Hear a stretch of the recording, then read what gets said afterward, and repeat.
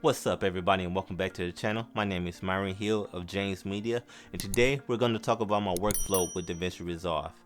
Now the first thing I do before I even get into the software is I white balance my image. Now you could do this with a gray card or you could do this with false color. Right now I'm doing this with the false color setting. It is a setting within my monitor, and I do this so I can know my skin tones are correctly exposed. In this setting there is a value slider on the left or right hand side, depends how you're looking at it. How you know your skin tones are correctly exposed is everything will be gray. What I mean by that is your skin tones will be gray. And on the side, at least on my monitor, it says 70 to 80 RIE. And that's exactly where you want your skin tones to fall. That way you know they're exposed correctly, and it will be so much easier to color grade them in post. Now storage. Now since I shoot at 4K at 400 megabits per second, and since Davinci Resolve do not play movie files, I have to transcode my footage to ProRes 422 HQ, and I do that by using Adobe Media Encoder. Now for the output setting of that media encoder, I have everything go directly from my SD card. These things are extremely fast and they're so useful when it comes to help speeding up your workflow. I actually edited video off my computer before, and since they're on my hard drive directly on my computer, it seriously bogged down my computer. By editing off your computer, it will seriously speed up your workflow. Now yes, the SSD drive is somewhat expensive, it costs almost $100, but for the time it saves you and the money it can possibly help make you, you'll make that back in a heartbeat. When I finally have my footage imported into Davinci Resolve, I start editing it with the cut panel. I use this panel to make all my cuts in my videos. That way I can know exactly what my video is, at least for my A-roll, and I can have that all straightened out before I start adding other forms of media.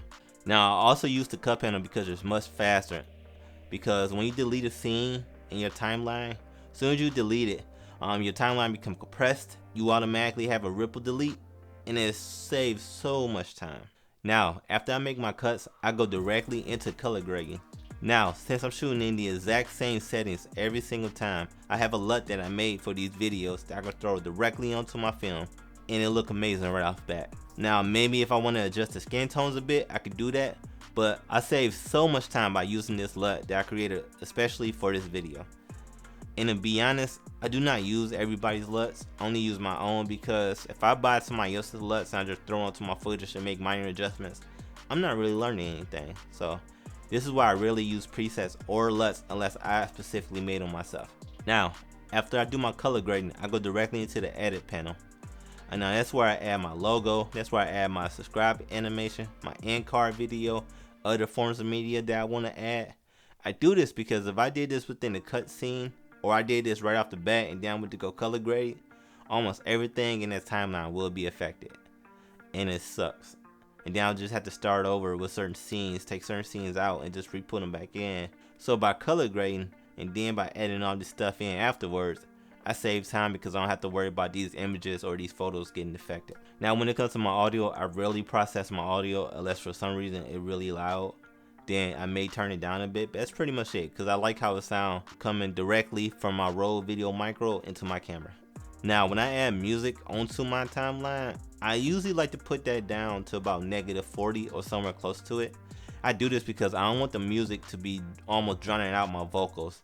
I want you to hear exactly what I'm saying, and I don't want you to get confused or get distracted by the music you're hearing in the background. Now when I export my videos, I export in the H.264 with QuickTime, and I export in 4K. Yes, I know a lot of people say to export in 1080 you get a really good image quality, but why do that when you could just export in 4K?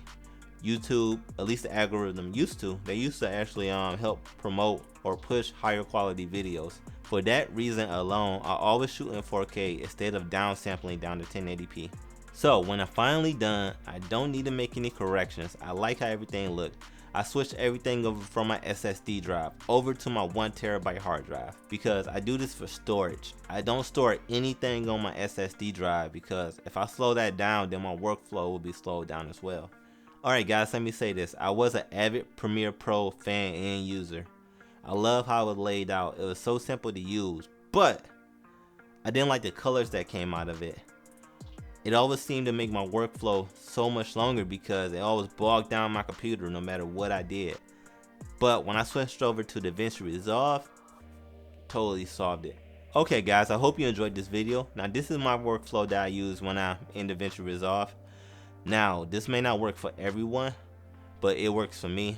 I used to be an avid Premiere Pro user, but you know, DaVinci Resolve just checks so many more boxes for me, and I enjoy editing and color grading within this program. So before you leave, hit the like button, subscribe to the channel, hit the notification bell so you can be notified when I upload new content. And I hope you're staying safe out there, and I hope you have a good day. Peace.